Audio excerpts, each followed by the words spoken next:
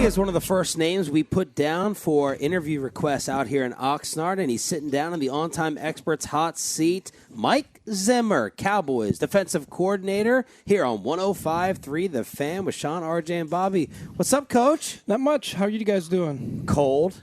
Cold. This is what Minnesota feels like. Early in the year, it gets a little colder than this. But are you wearing shorts? I am. Come on, man. You just trying to sit here and make the rest of us look bad right here? No, y'all are pretty tough, I heard. You heard wrong. You get the scout report from Brian Broadus. Broadus hitting you up for all the practice inside out here already?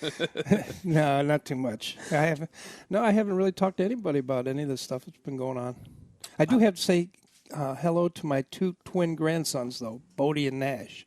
Are they listening right now? I think they're listening. Oh, yeah. Wow. Right. Young Tolos. Nice. So now we have to be nice to you. Yeah, you do. They're going to grow up and come after you. All right, Coach. I know that, I heard one is extremely tough already. Yeah. I know you're going to say don't put all this on me, but when you were rumored for this job and it happened, we said, okay, some of the discipline issues, some of the toughness issues, some of the intelligence issues, Mike Zimmer is going to fix all that. To that narrative, you say what? I just kind of coach the guys the way I see they needed to be coached. We try to do things disciplined. We try to be a team-oriented unit. I always talk to guys when I was in Minnesota and everywhere else about, do your job so someone else can have success doing theirs. So I point out the mistakes. I point out when they're not doing well, and I tell them when they're doing good too. So, hopefully it'll all come together. How do you, when you come to a new spot, like merge I want my system, but I want to fit guys into my system and what I do, as opposed to just saying, this is what we're doing, y'all got to fit into this? Yeah, it doesn't really work that way. Usually you have your principles and the way that you do things, and then, you start to take a look at the players and see what their strengths are and their weaknesses and how you can kind of fit them into different places. Quite honestly, I've been very, very impressed with this group of defensive players. They've been trying to do what we're asking them to do. We're asking them to do some different things. We're asking them to change up some of the ideas that they've done in the past, but they've seemed to be really working hard at it. So I've been very impressed. What's your philosophy on coaching penalties? Because didn't you say Parcells? Yeah, you're obviously a Parcells guy. guy. I don't coach penalties. I don't coach penalties. I don't coach penalties. Yeah, it's really on the players, but he used to say all the time, we don't coach penalties, which we don't. We try to coach within the rules of the game, and and get the players to understand that, hey, that's your responsibility, that you're not jumping off sides, especially pre-snap penalties. You're going to have some aggressive penalties and things like that, but you just want to make sure that you're doing things the right way. When you talk about defensive philosophy and different approaches to the game, how much of defensive scheme or philosophy is actually hardline principles versus reacting to trends that offenses are innovating and pushing and trying to stop that? I think it's always a chess game. The offenses are always trying to figure out one better way to against the defense and vice versa too. And so it always kind of goes around and round cyclically. I used to say, it used to be the wishbone, and now it's then it's the run and shoot, and then it comes back to the zone reads, which is a possibility of a variation of really the option game. So I think it all kind of evolves, and you just got to keep evolving. And we've got a lot of smart coaches in the room with us, and so I think that's been good. Has there been a trend in recent years that you've looked at from offenses that you've said that's been the most difficult thing league-wide for defenses to adjust to and figure out and combat? Yeah, when one of the things is, all these jet motions and things, because typically defenses are built on either a 2-by-2 formation or 3-by-1 formation, and when they're running and you're not able to really make the checks to 2-by-2 or 3-by-1, now they're getting you to play a 2-by-2 formation, but they're really in a 3-by-1 formation. So that's been difficult.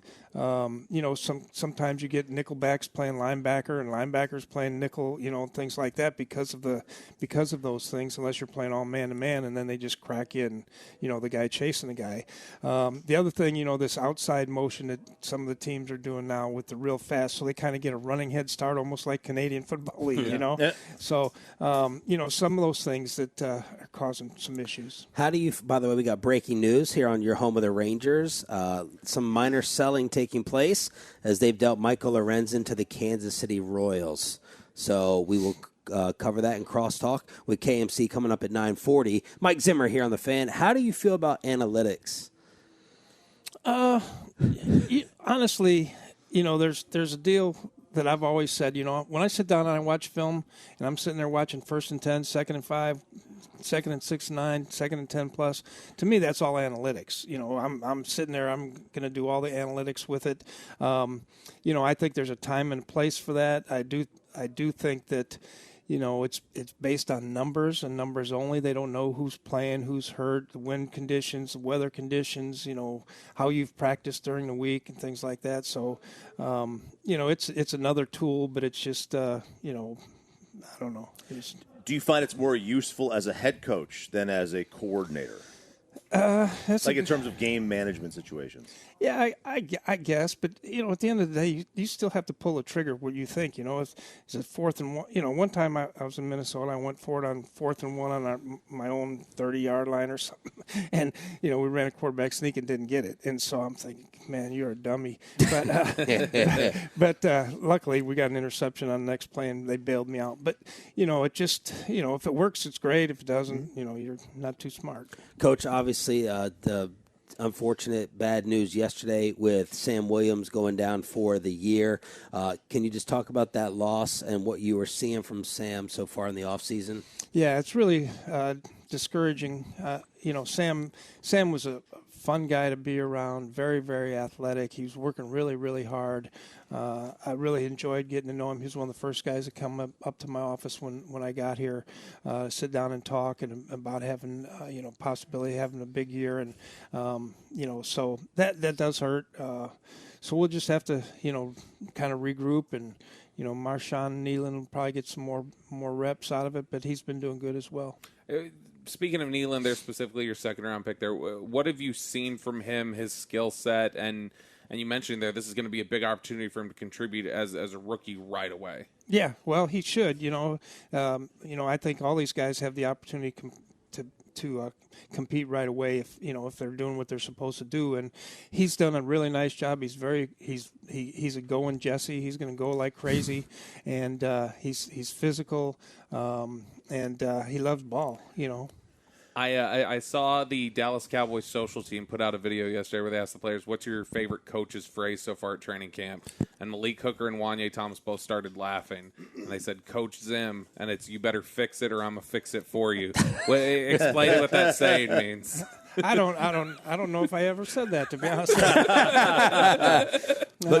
I might have said that once in a meeting one day. I don't know. I don't remember. Do you laugh at the whole, Mike Zimmer is a hard-ass reputation that he's going to come in here and curse everyone out up and down? You take pride in it? Is it accurate? What do you say about that? No, I don't really know. I think I'm going to be myself, and I think there's different ways to get to players. Some of them you put your arm around them, some of them you kick them in the rear end, and not literally, obviously, but it's just different ways to try to motivate guys. And what I'm trying to do is get them to understand that what they do affects 10 other players on the field. And if you do your job, then this guy does his job, then we all can be successful doing our job together. I think we should just ask his grandsons. That's it. Yeah, find out. Yeah, they're listening. Or puts his arm around him. Text in, young Zimmers. Is he nice, Grandpa, or strict? Oh, I'm a nice grandpa. There you go. Coach, it felt like we went from the time you left here until the time Dan got here without a single interception forced on this. Are you philosophically, are you a coverage or an aggressive secondary? Do you want them trying to jump routes and taking the risk of a big play, or what's your philosophy about there? I've always said there's an element of denying your person the ball. So if I'm covering you tight enough, the ball's going somewhere else, which makes the quarterback pull the ball down and opportunity for more sacks, quarterback hits and fumbles and things like that. So obviously we're going to be aggressive on the outside, but Parcells used to have a saying, you get beat by giving up big plays, sacks, turnovers, things like that, penalties. So and he used to always say, hey, you're going to win half the games, you don't beat yourself. You go out there and you play good, solid, fundamental football. You're going to win half your games, and then what you do in the other half is when you got to go make some plays. So I don't know if I answered your question. Obviously, we always love to get turnovers, but we want to be fundamentally sound too. Last one for you, Coach.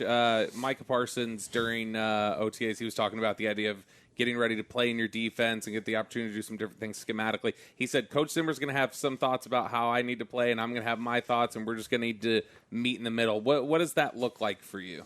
Well, we've sat down, like every morning we sit down and we come in there and we talk about things, and he's a very, very smart guy. He's brilliant, and he has some good ideas, and if they're good ideas, we'll implement them. And when you have a puzzle piece like him who can do so many different things, we're going to try to not allow the offense to know where he is all the time, and I think that's a big part of kind of what he's saying. So it's been great, sitting down with him, getting to know him, and so we're excited to go from there. Coach, thank you for sitting down with us. Thank you for coming back to DFW, and we look forward to future thank yous with this defense in this season. Thank you, Coach. Thank you. Mike? Y'all have a good day. You too.